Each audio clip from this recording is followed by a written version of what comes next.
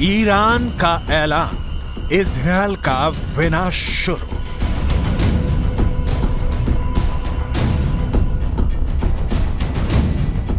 Gaza में भयंकर नरसंहार का बदला अब ईरान लेगा।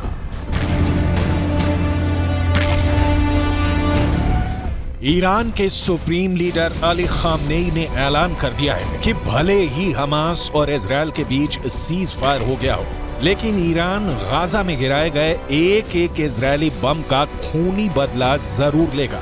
ईरान ने यहां तक धमकी दी है कि वो इजरायल और अमेरिका को किसी भी कीमत पर नहीं बख्शेगा और अब इजरायल पर भीषण हमले शुरू हो चुके हैं।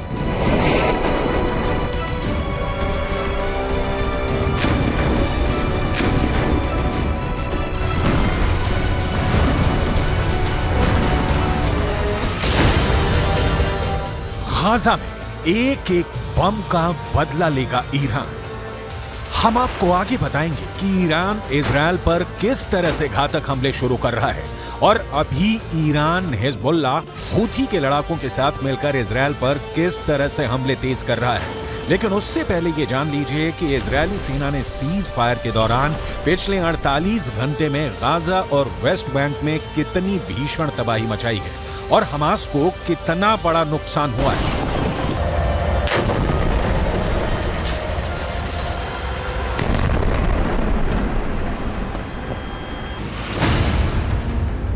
इजरायल सुरक्षा बलों यानी आईडीएफ ने दावा किया है कि पिछले 24 घंटे में हमास के नौसेना बल के कमांडर को उसने मार डाला है। Commander Umar Abu Jallah Hamas की नौसेना बल में एक सीनियर कमांडर था।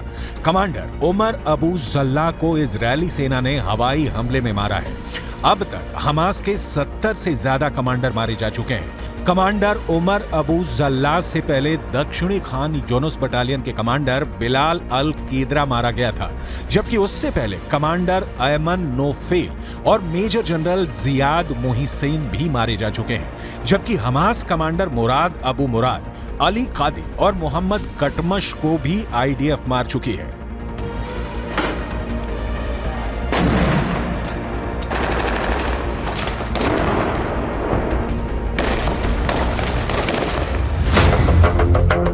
इजरायल को नहीं बचा पाएगा सीज फायर। अब सवाल उठता है कि आखिर इजरायल के सामने ऐसी क्या मजबूरी हुई कि उसे हमास के साथ 4 दिन का सीज फायर करना पड़ा।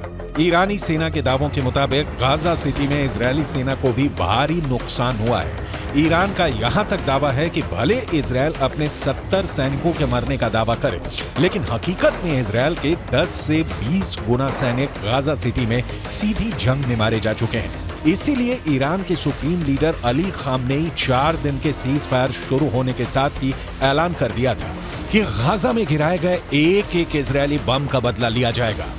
इसी को लेकर ईरान की राजधानी तेहरान में ईरान सैनिक और लड़ाकों ने जबरदस्त प्रदर्शन किया है, जिसमें इजरायल को नक्शे से मिटाने की कस्में खाई गई हैं। तेहरान में हुए प्रदर्शन की तस्वीरों में साफ देखा जा सकता है कि जबरदस्त नारों के बीच इजरायल को मिटाने की कस्में खाई जा रही हैं।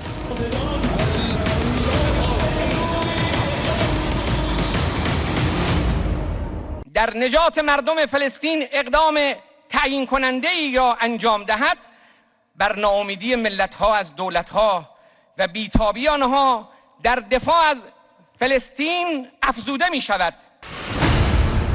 ईरान का ऐलान, इजरायल का विनाश शुरू। पश्चिमी मीडिया के मुताबिक नेतन्याहू के लाख चेतावनी देने के बावजूद ईरान बंकरों में छिपे अपने घातक हथियारों से इजरायल पर बड़े हमले की तैयारी कर चुका है। एक अनुमान के मुताबिक इजरायल पर हमला करने के लिए ईरान ने शाहिद सीरीज के आत्मघाती ड्रोन तैयार कर चुका है। इसके अलावा मुहाजिर 10, अराश 2 ड्रोन भी ईरान के बेहद घातक हथियार हैं, जो इजरायली शहरों को तबाह कर सकते हैं।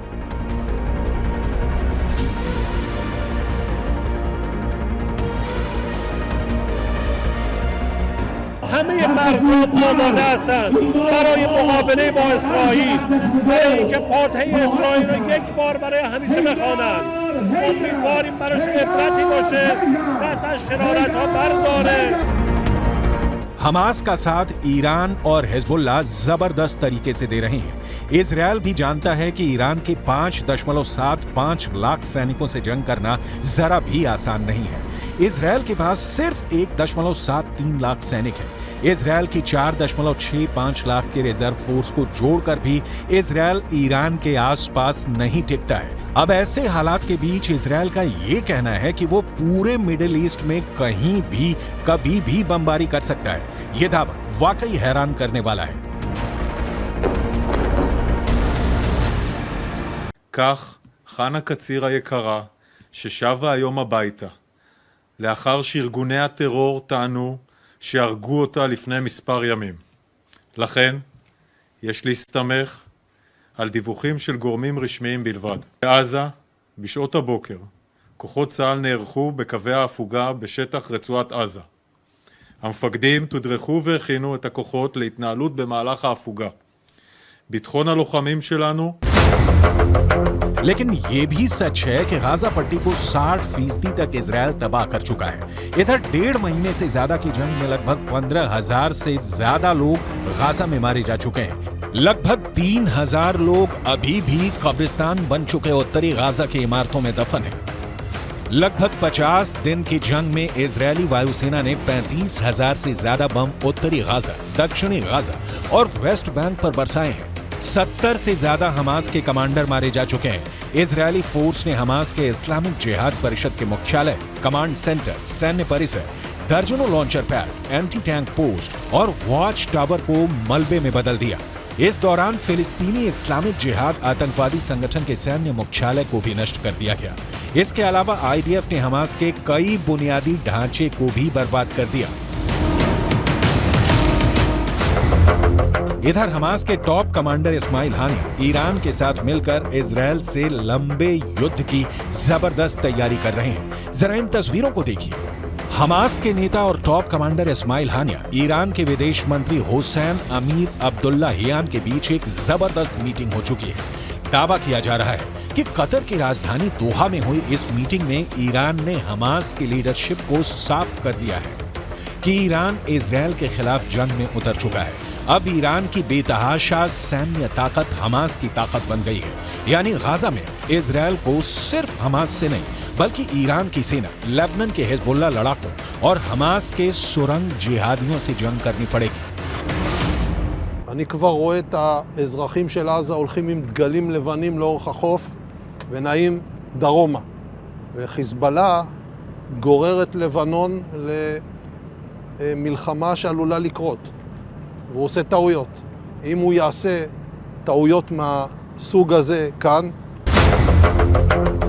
गाजा में एक एक बम का बदला लेगा ईरान। लेकिन वहीं दूसरी तरफ इजरायली सेना के हौसले 7वें आसमान पर पहुंच गए हैं। जरा देखिए कैसे इजरायल की एयरफोर्स के चीफ मेजर जनरल टोमेर बार ने एक टीवी चैनल पर ऐलान किया कि जरूरत पड़ने पर पूरे मिडिल ईस्ट में कहीं भी बम गिराए जा सकते हैं। इजरायली वायुसेना प्रमुख की ओर से आए इस बयान को खास तौर से ईरान और हिजबुल्लाह के लिए चेतावनी की तरह देखा जा रहा है। इजरायल की वायुसेना चीफ ने कहा है कि हम हमास पर चौतरफा हमले कर रहे हैं, उसको जमीन पर और जमीन के नीचे मार रहे हैं। हमारे जवानों ने हजारों आतंकवादियों और उनके ठिकानों पर हमला किया है। हमने हमास को खत्म करने की कसम खाई है और हम उनको चुन चुन कर खत्म करेंगे। हमास के किसी भी ठिकाने और मददगार को नहीं छोड़ा जाएगा। इजरायल की वायुसेना पूरे मध्य पूर्व में जहां भी जरूरत होगी वहां कार्रवाई के लिए पूरी तरह से तैयार है।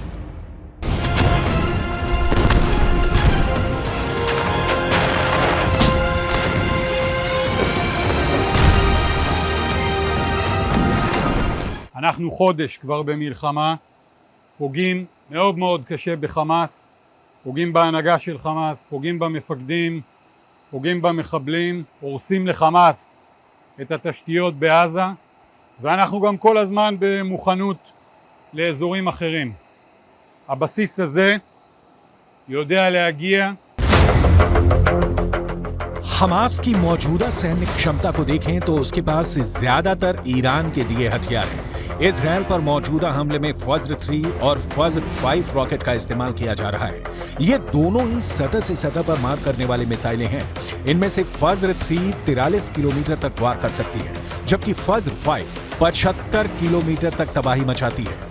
ईरान से हमास को छोटी दूरी तक मार करने वाले रॉकेटों का जखीरा भी मिला है। इसके अलावा हमास हथगोलों और विस्फोटकों का जमकर इस्तेमाल कर रहा है। आरपीजी से सबसे ज्यादा हमले सुरंगों से हमास इजरायली सेना पर कर रहा है। विस्फोटक बेल्ट का भी इस्तेमाल हमास के लड़ाके आईडीएफ के खिलाफ जमकर कर रहे हैं, जबकि एंटी टैंक मिसाइलें हमास का अचूक हथियार इस वक्त साबित हो रही हैं। कुल मिलाकर ईरान गाजा में इजरायल से खूनी बदले लेना शुरू कर चुका है।